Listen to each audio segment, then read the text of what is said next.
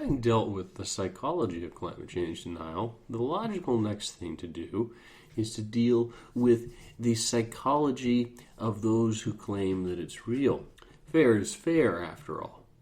What is the psychology of those who admit or actively promote that climate change is real and say that they are concerned about it? What is their underlying psychology? What are they looking for in the arrangement of human society? What do they want to see? One of the things that almost all of them would immediately agree they want to see is they would like to see everyone agree that climate change is real.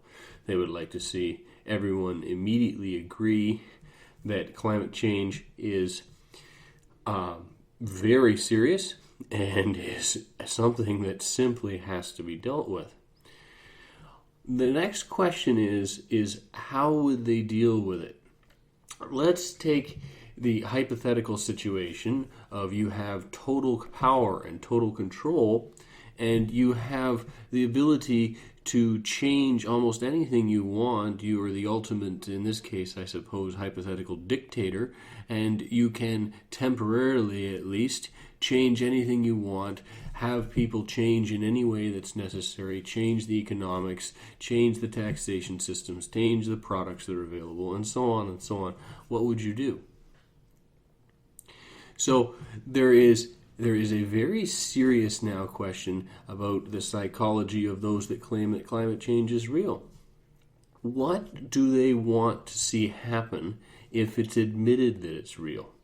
What is their outlook? Admitting climate change is real, now what do we do? And that, of course, is based on how serious they think it is. Most of them that argue with other people and those that are furious about the denial of climate change would then say it's a very severe thing, so it needs a fairly severe response. There's no room for putting a small tax addition on, say, gasoline as a solution to it. And of course, there's all the finger pointing worldwide. This country isn't doing this. This country isn't doing that. This country is responsible for more. This country is responsible for less. This country here can't afford to do this economically before those ones there do it, and those ones there are not going to do it, and so on and so on and so on and so on and so on. And of course it is tiresome, because the point is all the while the clock is ticking on the situation, very much like a group of people arguing over a ticking bomb. So you cannot expect that to be taken seriously by future generations. A good thought experiment is to say, I wonder what I would think of the present if I lived 50 years in the future. So let's say you're living roughly in 2065, 2070, and then you look back on the years 2015 to 2020 or something of that area and say, now what were they doing then? And how has my life been impacted by them? People do that sometimes, even right now, looking back at the past and looking at how our lives have been shaped by the events that came before us. So how would somebody living in the year 2065 or 2070 respond to the quality of response to the change in their life system, the change in the place they live? How would they respond to, we can assume that the sea levels are going to rise, and we can assume that the weather is going to alter quite a bit, and we can assume that pests are going to increase with crops and maybe cause failures, and all the other things.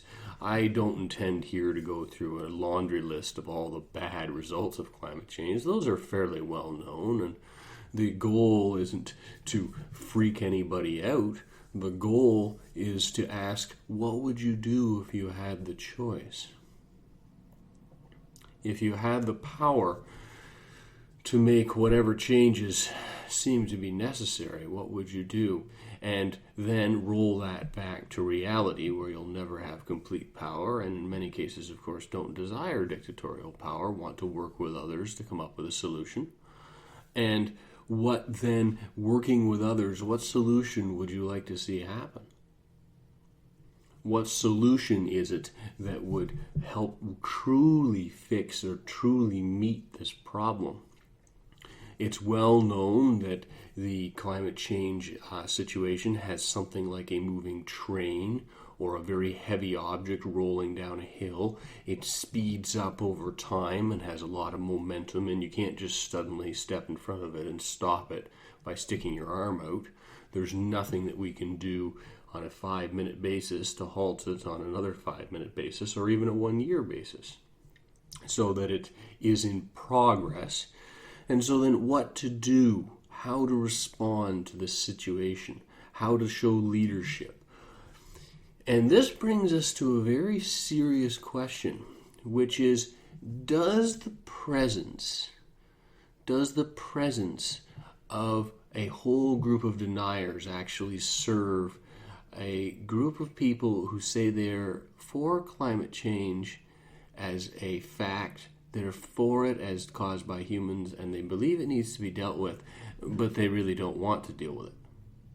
And so that it serves them that there is a group of people who is saying it's not real, it isn't caused by human beings, and so that the narrative never moves beyond, is it real, is it not real, is it caused by humans, is it not caused by humans. It never moves into the doing things. It remains a spat, it remains a vicious verbal argument between people who absolutely deny it and people who say that it's real. And we have to ask, I have to ask, is that almost by design? Is that almost individually by design? No conspiracies are needed, no vast, no shadowy organization or anything else is needed. Just is it a human reaction, a regrettable one, that a group of people are really for shaming others for not having dealt with climate change? Because there's an old saying that sometimes people remain loyal to a cause only because their opponents are idiots. So this question is a very serious one about what would be done if climate change was admitted to be real. What would be done? Because everybody knows the politicians tend to be hamstrung by the fact that a large amount of the population in most countries say that climate change is either fairly small in proportion, we can't afford to deal with it, or it's not caused by humans at all. So again, it's going to be fairly weak in its responses. It's not going to do too much. It's not caused by humans at all. Or, of course, yes, it's serious, but the economy.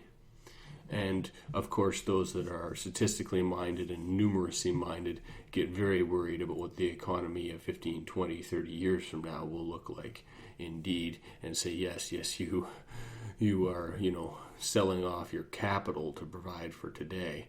And you know that to anyone who is aware of operating in capital costs, that we can't sell off our capital to deal with today. We have to maintain a stability. And so how much true change appetite is there? I don't know. How much desire to actually see an alteration in the way that we orient our affairs? There's more appetite in areas that are really afraid, for example, that the waves are going to swallow regions or other areas due to rises in sea levels from the melting of the ice caps and the expanding of the water due to heating and all of that. There is a little more appetite in those areas, but I'm asking a broad question. How much do those who admit climate change is real think that changes need to be made, and what changes would they be? I don't pretend to have all the answers of what the changes would be, but they would probably have to be fairly significant to deal with this issue. So again, the psychology of those who admit climate change is real. Thank you for listening.